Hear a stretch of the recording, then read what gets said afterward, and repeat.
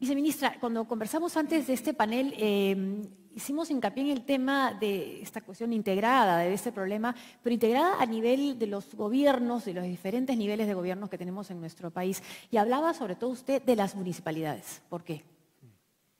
Sí, en efecto, hablar de seguridad o de inseguridad ciudadana requiere entender y asumir que no es un fenómeno plano. La inseguridad ciudadana, si bien nos puede afectar de diferentes maneras o transversalmente a todos, lo cierto es que es un fenómeno que afecta, como hemos visto en el video, especialmente a determinadas poblaciones.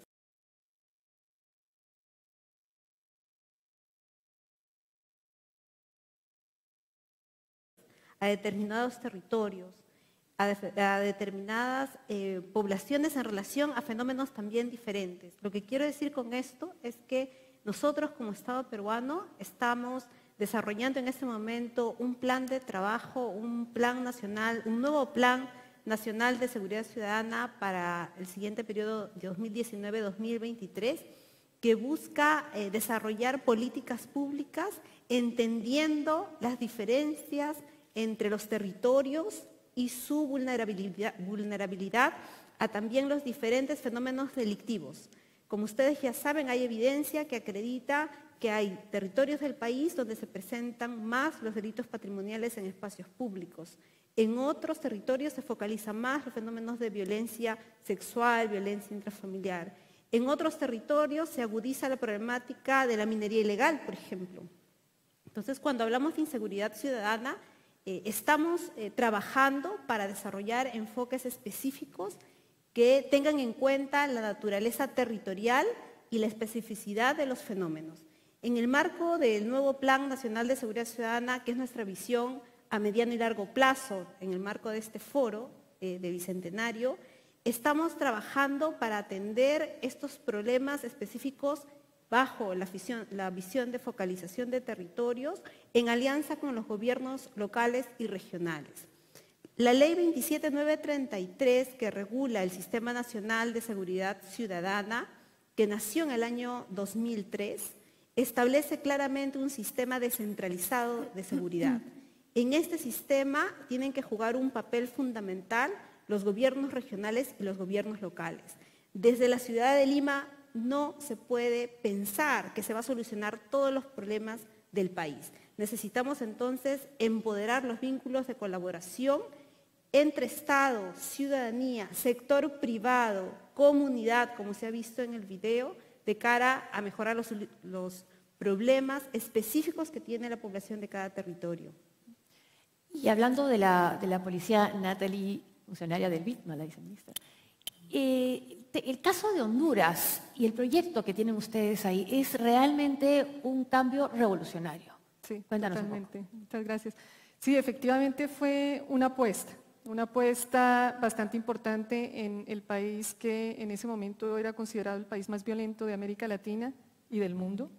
Además, en una de las institucionalidades más débiles de la región, y creo que lo que hemos logrado es un ejemplo real de que sí se pueden hacer esas transformaciones. Déjenme contarles cuáles fueron los elementos esenciales de esa transformación policial. Un elemento esencial fue el liderazgo al más alto nivel político. En ese momento había como una alienación de estrellas entre un presidente, un jefe de policía, un ministro que realmente querían y realmente apoyaban una reforma. Pero estas reformas policiales, que creo que después de haber trabajado más de 15 años con cuerpos policiales, es de las reformas más difíciles. Yo creo que de todo el sector público es de las más difíciles. Y es por eso que las reformas policiales, particularmente en América Latina, tienen que hacerse desde adentro. Y algo me mencionaba uno de los jefes de policía que hizo grandes reformas de las policías de Estados Unidos y dijo: cambiar la cultura policial es buscar los líderes que están adentro, son ellos los transformadores y los que se van a adueñar de esta reforma. Y efectivamente eso fue lo que hicimos. En Honduras ubicamos líderes que realmente estaban comprometidos y que veían una necesidad urgente de cambiar. La otra parte que fue esencial en esta reforma es la que yo le llamo la dignificación policial. Nosotros tenemos que demostrarle a los policías que nos importan, que realmente están haciendo un trabajo importante para nosotros. Y la dignificación de la policía consiste en que tiene que haber un nivel de muy alto nivel en cómo se recluta, en cómo se forma, en cómo le pagamos, cómo le reconocemos el trabajo que está haciendo. Entonces yo creo que eso fue esencial en la reforma de Honduras. Aparte de eso tuvimos toda una transformación en su carrera. En este momento la Policía de Honduras cuenta con un centro de la Academia Policial, una de las más modernas de América Latina, casi un centro universitario. Y yo creo que otro elemento que fue esencial en esto fueron los sistemas de control interna y externa que se pusieron en lugar. En ese momento hubo una comisión externa que hizo seguimiento a toda la reforma. Y esa comisión externa que miraba con cierto recelo esta reforma se convirtió hoy por hoy en aquella que ha facilitado que este proceso de reforma se sostenga. Entonces creo que eso es un caso de demostración de que sí se puede. Las reducciones en este momento en Honduras son importantes en temas de homicidio, ya no es el país más violento del mundo, aún falta muchísimo, pero han reducido por la mitad el número de los homicidios y sobre todo, y lo más importante, es que ha construido una relación con la comunidad que le va a permitir hacer avances mucho más importantes. Jimena, nos contabas más temprano que tú has sido seguido a Santa Margarita, donde están jóvenes adolescentes que han cometido delitos y que ellas lo sienten como una pérdida de tiempo. Sí, sí, justo teníamos la oportunidad de conversar más temprano sobre cómo tuve en realidad el privilegio, porque fue una experiencia muy transformadora, de participar en un proyecto en Santa Margarita, que es un centro juvenil, es un centro penitenciario juvenil para mujeres menores de edad. Y claro, para mí fue una experiencia que en verdad fue muy transformadora y también muy reveladora, porque creo que socialmente, ahorita en este momento, nos ha ganado un poquito el rollo como de mandemos a todos a la cárcel, que se pudran en la cárcel, ¿no? Mantengámoslo lo más lejos posible de la sociedad, hagamos penas más largas. Y en realidad, finalmente estamos trabajando muchas veces con los sectores más vulnerables de la población, gente que ha crecido en entornos de precariedad terrible, en entornos de violencia muy fuertes. Y sobre todo en el caso de menores de edad, yo me acuerdo salir de Santa Margarita y llorar en realidad todos los días después de los proyectos que teníamos ahí, porque son chicas menores de edad que yo creo que en ningún caso, de ninguna manera, son chicas que no pueden ser rehabilitadas y reintegradas a la sociedad. Pero ¿qué cosa estamos haciendo finalmente con la gente que está en los penales? Hay, sí, efectivamente, programas como de productividad en los cuales hacen como artesanías o trabajan con marcas. Pero ¿qué estamos haciendo, por ejemplo, para preparar a la gente a salir a un mundo cada vez más digitalizado cuando están encerrados en un entorno totalmente aislado de los cambios digitales? ¿Qué cosas hacemos con su salud mental y emocional? Y también, como decía hace un rato, ¿qué cosas hacemos nosotros como sociedad? Cuando nosotros estigmatizamos finalmente a quienes están en la cárcel, reducimos nuestras probabilidades de darles un trabajo, de reintegrarlos a la sociedad. Y esas personas evidentemente tienen más posibilidades de delinquir. O sea, olvidémonos, en fin, de la cosa como humanista, de la dignidad finalmente humana, ¿no? Olvidémonos de eso, pensemos pragmáticamente. Si tú tienes un sector de la población vulnerable que va a salir eventualmente, ¿no?, a la calle y que se va a encontrar estigmatizado y no va a poder trabajar y sus habilidades no van a estar al día con las cosas que están pasando a su alrededor, nosotros casi que los estamos diciendo, regresa a lo único que sabes hacer. Entonces, pensando pragmáticamente qué cosa es lo que queremos hacer con los penales. ¿Sí? ¿No? Es otro tema que vamos a seguir, pero ahora tenemos una pregunta del público. ¿La tenemos ahí ya? Aquí está. A ver, usualmente la policía no trata bien a una mujer cuando va a denunciar por violencia de género. ¿Cómo desde el Estado y las asociaciones civiles podemos mejorar los recursos humanos dentro de la policía? Pregunta Paola Urquiza. Quizás primero la viceministra, Natalí.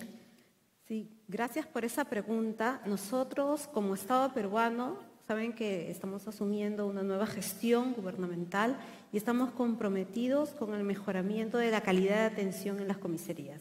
Concretamente, estamos trabajando en dos programas a corto plazo. Uno es el desarrollo, la implementación de centros de emergencia mujer dentro de las comisarías en los territorios más vulnerables.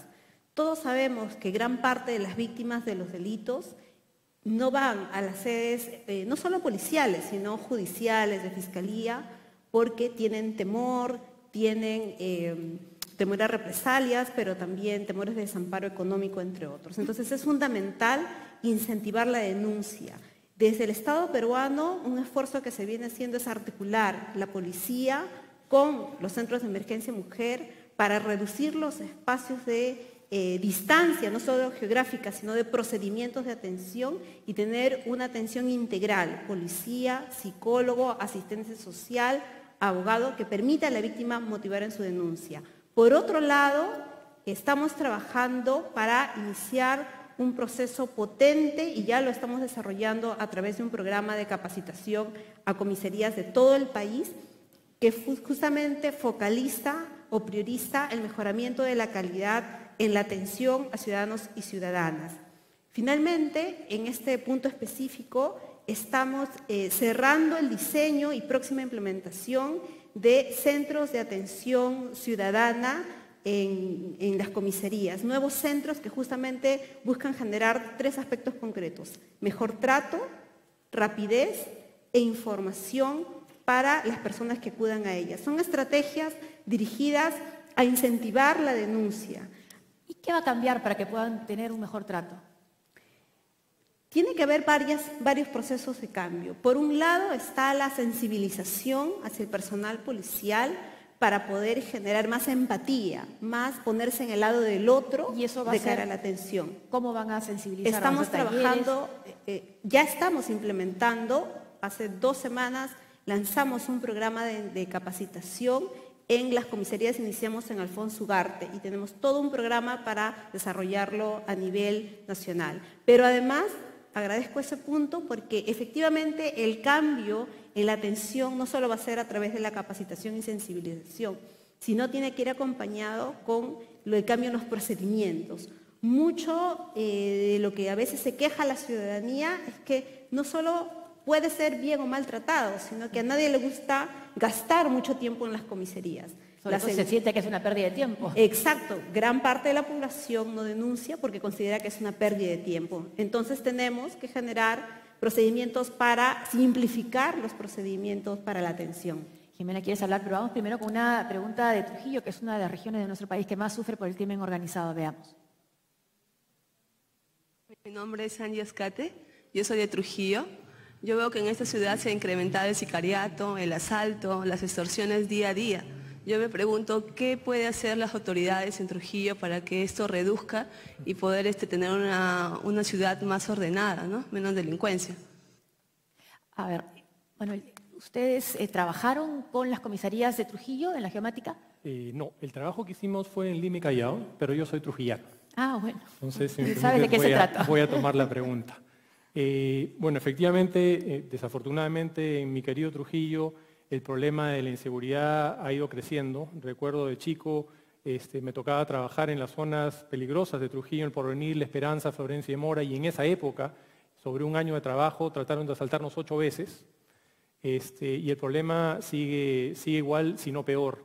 Pero yo creo que la experiencia del trabajo que hicimos con las comisarías aquí en Lima y Callao puede replicarse y sería muy efectivo en el caso de Trujillo como otras importantes ciudades al interior del país que tienen índices de criminalidad elevados. ¿Y a qué me refiero? Cuando estábamos trabajando con estas comisarías y en este esfuerzo de poder mirar hacia el futuro la posibilidad de integrar los esfuerzos de la Policía Nacional con los esfuerzos de las municipalidades y los serenazgos, y eventualmente de otras instituciones que también deben intervenir de manera multisectorial, nos dimos cuenta que las jurisdicciones de una comisaría no coincidían o no estaban al interior de los límites de una municipalidad.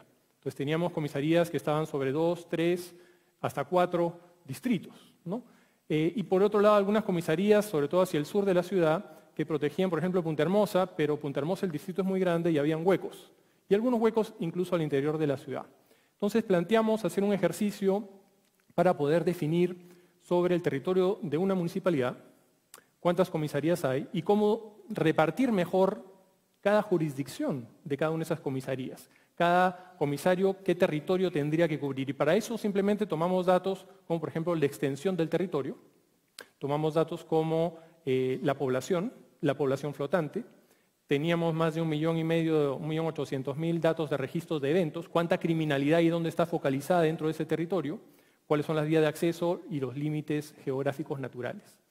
En base a este ejercicio, con un trabajo de 4 meses, con 112 comisarios en Lima y con 20 comisarios en el Callao, metimos esto en nuestras herramientas de analítica espacial y diseñamos una nueva redistribución de las jurisdicciones por las comisarías. En Perú tenemos comisarías de tipo A, B, C, generalmente en Lima mayoritariamente tipo A y B, y nos dimos cuenta que con esta nueva redistribución más la inteligencia de la policía, logramos integrar la información dentro del límite de las municipalidades. ¿Y eso qué nos da como ventaja? Que eventualmente haya una mayor articulación en términos de los cuadrantes y los subcuadrantes que manejan las comisarías y que maneja el serenazgo, de que el comisario pueda dirigir las operaciones y saber, a más allá de los recursos que él tiene el territorio, qué recursos tiene eventualmente la municipalidad del serenazgo, y la idea es ir un poco más allá y poder tener también la seguridad privada, porque muchas empresas y muchas personas contratan seguridad privada que también podría estar y participar en estos eventos. Entonces, ya teniendo esto, podemos saber qué delitos hay y ahí hacer una mejor reasignación de los recursos. Y aquí hablamos de, como hemos mencionado hace un ratito, qué tipos de policías deberíamos tener en qué comisarías. Y teniendo la data del delito, eso es un trabajo que se hace relativamente fácil. Poder saber cuántos patrulleros necesito, cuántas motos, cuántos personal, de qué perfil, cuántas armas, de qué tipo. Entonces, ese trabajo se completó en el Callao, ya está funcionando en el Callao, en Lima está pendiente de aprobación, pero es un trabajo que deberíamos hacer a nivel nacional para que la policía, con los recursos que tiene hoy día, pueda ser más efectiva y poder, de alguna manera, ser más disuasiva, que es un punto importante, y tener más presencia para reducir los problemas que tenemos en Trujillo y en otras grandes ciudades del Perú. Eso lo vamos a hablar también. Y un policía que en el futuro tenga que estar más interesado, preocupado por conocer qué nuevos vecinos se han mudado al barrio antes de cuántas armas tiene que incautar. Y si me permites un segundo más, ese concepto del policía de barrio, sí. Yo crecí en Trujillo y en Huanchaco, pues conocíamos al policía, el policía nos conocía a nosotros y sabíamos quiénes eran. Quisiera mencionar que en estos 3 años de trabajo que hemos hecho con la Policía Nacional, antes de trabajar cercanamente con la policía, yo tenía otra percepción de la policía, pero he descubierto y he encontrado una policía, unos comisarios, un personal efectivo policial súper comprometido con la institución, que no tiene muchos recursos y que hace maravillas con muy pocas cosas. Jimena, tú querías hacer un comentario antes de escuchar la pregunta desde Trujillo. Con las preguntas sobre la experiencia de las mujeres cuando van a poner una denuncia y cómo podemos mejorar eso, ¿no? Yo creo que sí es algo que quería mencionar, porque creo que hay como 3 grandes temas. El primero es qué cosa implica para una mujer ir a poner una denuncia. O sea, no es solamente lo que pasa una vez que entras a la comisaría, es el proceso de llegar a la comisaría. La violencia sexual o la violencia de pareja o la violencia doméstica tiene una particularidad, que es que tú vives con tu agresor en muchos casos. Tú dependes económicamente de tu agresor y muchas veces después de poner tu denuncia, tú regresas a la casa con tu agresor, a dormir en la misma cama, a compartir los mismos espacios. Entonces, para las mujeres muchas veces el solo acto de ir a la comisaría a poner una denuncia ya es un acto de riesgo y es un acto de peligro. Hay maneras de evitar esto y de hacer las cosas más fáciles para las mujeres. Para empezar, asegurar que una mujer que va y pone una denuncia tenga, si lo va a hacer dentro de una comisaría, que sea en un lugar totalmente cerrado y bloqueado de la vista de la gente que entra y sale de la comisaría. Quizás que tengan una opción de entrar por otra puerta.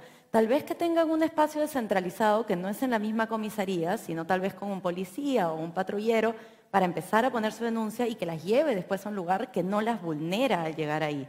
Entonces, ¿cómo simplificamos las cosas para las mujeres para que lleguen a la comisaría? Ese es el primer tema. El segundo tema es qué pasa cuando llegas a la comisaría. Muchas veces tenemos la violencia tan como metida socialmente que la misma policía, respondiendo a patrones culturales en los que han sido criados, les dicen, bueno, esto es normal, anda a ver qué cosa puedes hacer mejor en tu casa, debe haber reaccionado mal. Entonces, una educación de género para la policía evidentemente es crucial y tiene que ser transversal, ¿no? Pero la tercera es también qué cosa hacemos después de que ponen las denuncias. ¿De qué le sirve a una mujer ponerse en riesgo, visibilizarse, exponerse, lidiar muchas veces con las dificultades que enfrenta en la misma comisaría para que una de dos cosas? O resulte que no es un delito, como en el caso de las personas que van a denunciar acoso, ¿no? Y tenemos el caso trágico de Avi hace poco tiempo, que no denunció, pero efectivamente si vas y denuncias, tampoco es que significa eso nada. Y la otra situación es que el proceso demora tanto que entre que la policía hace algo, te mataron o te quemaron o te cortaron en pedacitos o te volvieron a golpear. Entonces, son 3 temas. Llevemos a las mujeres a la comisaría, asegurémonos de que lo que pasa en las comisarías es lo que las mujeres necesitan y finalmente que consigan algo de esa visita, ¿no? Que haya un seguimiento, que pase algo. Acabamos de ver el caso de la señora Santuza en San Juan del Lurigancho, denunció a su marido por maltrato, Sí. apenas pudo, él regresó y la mató. Sí. Natalie, quería decir algo. Sí, gracias. En efecto, el problema específico de violencia que nos afecta a nosotras las mujeres, a los niños, a las niñas o a otros grupos en vulnerabilidad, es una preocupación central de esta nueva gestión gubernamental. Y en este punto señalar que tenemos una serie de medidas.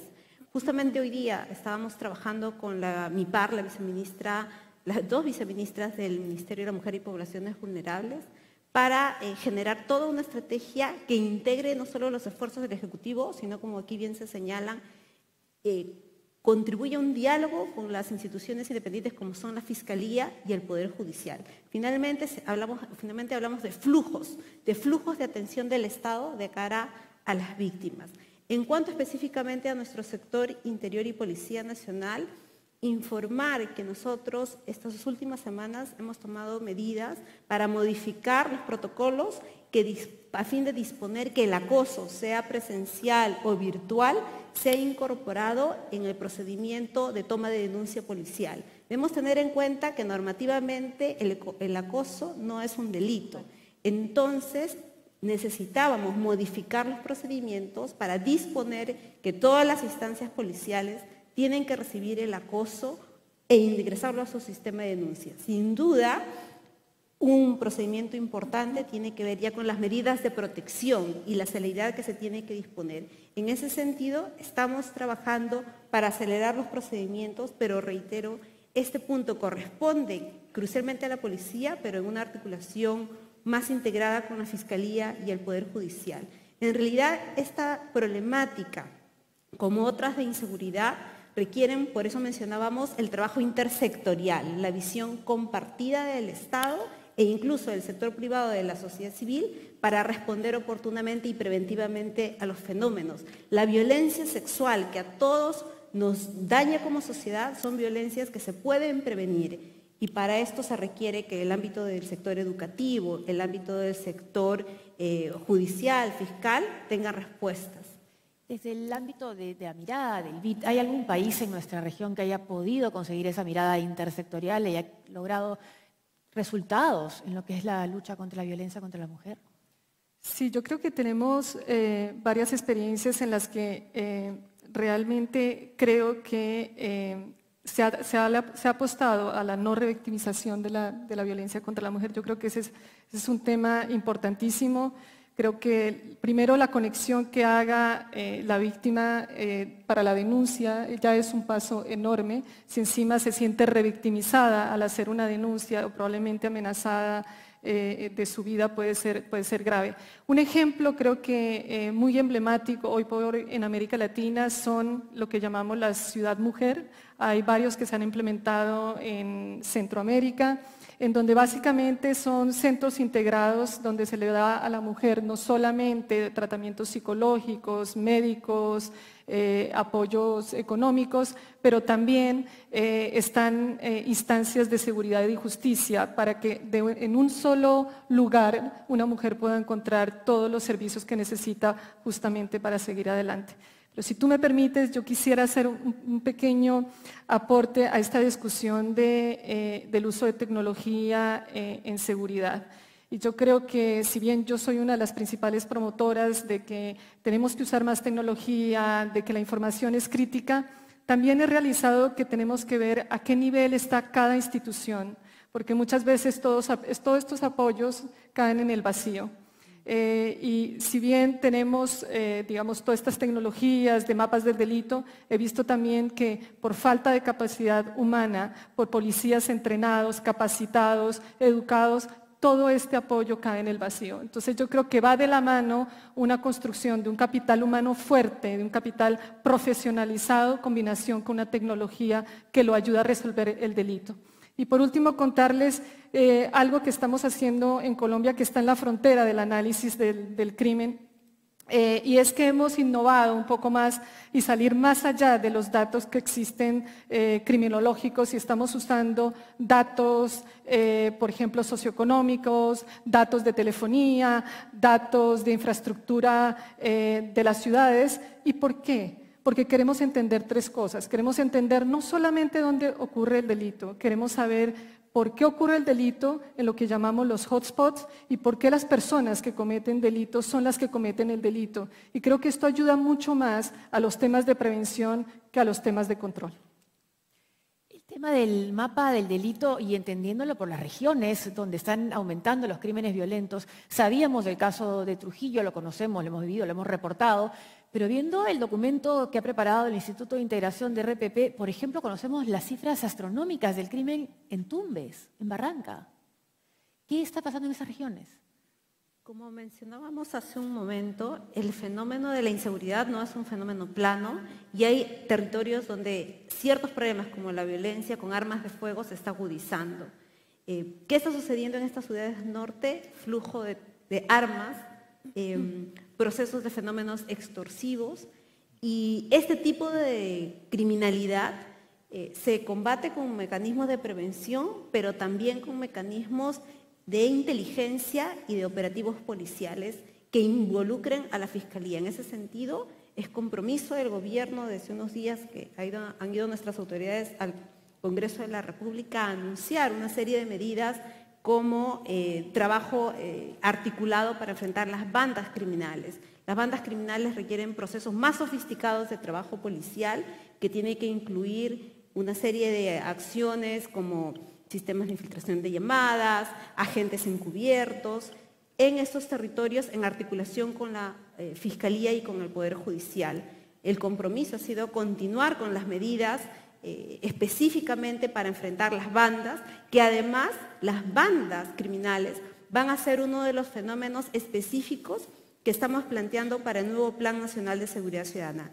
El plan actual que va a regir hasta este año 2018 tenía un entendimiento más transversal de la inseguridad. No había un capítulo específico que diga, esto es el problema de las bandas, estos son los territorios donde están focalizados, por lo tanto necesitamos medidas focalizadas y procesos de monitoreo focalizados a esos territorios. El nuevo plan está trabajando con esta especificación por fenómenos.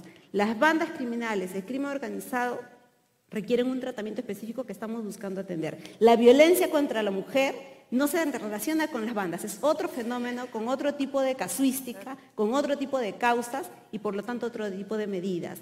La violencia de la delincuencia común, el robo callejero en las calles es otro fenómeno. Entonces necesitamos ir en estas miradas más sofisticadas y más específicas de cara al problema delictivo y en ese sentido estamos trabajando. La viceministra habla por el Ejecutivo, pero también acá hay un rol del Legislativo, de nuestros representantes. Jimena, ¿tú encuentras eco cuando hablas de ciudadanía y búsqueda de seguridad en el Congreso? En contados casos sí, hay casos importantes, Pero en general sí me da un poco la sensación de que el Congreso está definitivamente mucho más enfocado. O sea, a ver, cuando a ti te ponen una pistola en la cabeza, cuando a ti te asaltan, cuando tú no puedes caminar seguro a tu casa, tú lo que más quieres escuchar es ¿qué castigo me vas a dar? ¿No? Si Pena de muerte siempre sale el tema. O sea, es lo que quieres escuchar, lo entiendo. Y entiendo que efectivamente las personas en el Congreso están velando también por su capacidad de resonar entre sus votantes. Pero sí, lamentablemente creo que hay una labor del legislativo también de asumir la seriedad y la complejidad y el trabajo a largo plazo que requiere todo esto y que no viene un poquito como de dar las medidas así más. Y quería salir, me acabo de acordar ahorita que decían lo de los mapas, porque quería hacer una precisión que era bien interesante. Hay medidas que son enormes, son multisectoriales, son complejas, son difíciles. Hay medidas muy, muy fáciles. Conversábamos el otro día un caso en Ecuador de que las comisarías lo que hacen es, una mujer va y pone una denuncia de violencia, el comisario pone un chinche y marca en el mapa dónde vive esa mujer. Cuando sale a hacer la ronda, pasa por su casa. Hay cosas enormes, hay cosas chiquititas, hay que simplemente sentarse un rato a imaginar, ¿no? Saber usarlas. Tenemos 4 minutos. Comenzamos los caballeros primero. En este caso, a ver, ¿cuál es la prioridad en la lucha contra la delincuencia?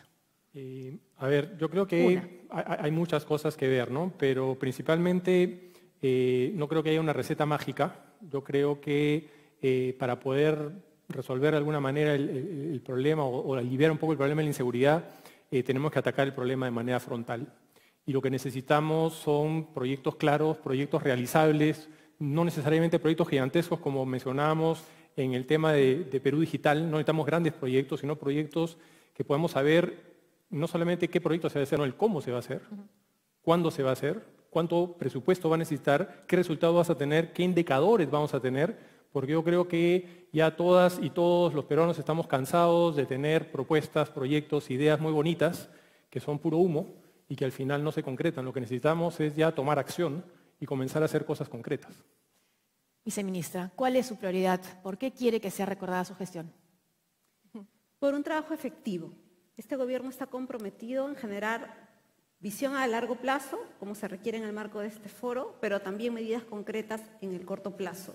Y, por ejemplo, para la gran problemática de inseguridad asociada a los delitos en espacios públicos, ese robo callejero que a todos y todas nos molesta, estamos trabajando con un nuevo programa que impulsa el patrullaje o la presencia policial en territorios, de mano con los serenazgos y la comunidad. Este programa se llama Vecindario Seguro y vamos a trabajarlo fuertemente para Lima Metropolitana y Callao este año y el otro año para extenderlo al territorio nacional.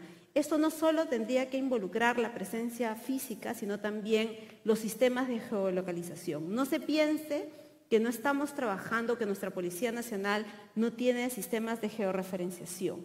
Posiblemente tengamos brechas importantes en comparación con otros países, pero actualmente se viene impulsando el desarrollo de una herramienta, no el desarrollo, la implementación y mejoramiento del sistema de geolocalización del patrullaje policial llamado ZipCop, a través del cual estamos monitoreando permanentemente los patrulleros en el día a día en los territorios. Eso entre otras medidas. Gracias. Gracias, viceministra. Para el Banco Interamericano de Desarrollo, que está comprometido con el desarrollo de nuestra región, ¿cuál es la prioridad en lo que es seguridad ciudadana? Bueno, yo creo que en términos de prioridad, yo creo que este sigue siendo uno de los temas más críticos de la región. Mi experiencia muchas veces es que veo que como que nos rendimos ante eso. Entonces, yo quiero terminar con una anécdota que creo que deja un mensaje muy poderoso, y es que viniendo aquí en el taxi, me preguntaban que a dónde venía. Le comenté al taxista y me dijo, bueno, la pregunta de él fue, ¿y yo como ciudadano qué puedo hacer con tanto crimen y con tanta violencia? Y yo le dije, la respuesta que le di es que no esperemos que todo nos venga del Estado. Yo creo que una de las consecuencias del crimen y la violencia es que ha determinado todo nuestro accionar, dónde vivimos, dónde caminamos, a qué horas, y la verdad es que como que nos hemos rendido, nos hemos encerrado dentro de la violencia. Yo creo que lo que hemos visto hoy, y sobre todo este video que fue muy inspirador, nos demuestra que justamente debemos apropiarnos de esos territorios que crean los espacios para que la delincuencia se establezca. Y yo creo que la lección de Huáscar es muy clara. El trabajo coordinado entre la policía, el ciudadano, el sector público y todas las instituciones realmente van a hacer la diferencia. Por eso es que no nos rindamos. Jimena, desde el activismo, prioridad. Desde el activismo yo creo que estamos más o menos en la misma línea, involucrar a la ciudadanía, o sea, la ciudad, que es donde se desarrolla parte importante del crimen y que alberga cada vez a más personas, es un espacio que nos involucra a todos y que construimos todos con nuestras acciones. Entonces, crear más espacios para que la ciudadanía se pueda encontrar, pueda dialogar, pueda organizarse, pueda reaccionar de distintas maneras. Crear espacios públicos más adecuados, más invitantes. Si la gente está encerrada en su casa, la gente no se organiza. Entonces, creemos espacios públicos donde la gente se pueda encontrar, puedan conversar, podamos organizarnos y en realidad de ahí nace mucho. O sea, hay un cambio también cultural y hay un cambio social que no puede solamente venir de arriba, tiene que involucrarnos a todos. Esperamos que un espacio como este también ayude a construir el país que todos queremos. Muchas gracias, señores, por participar en este panel País Seguro.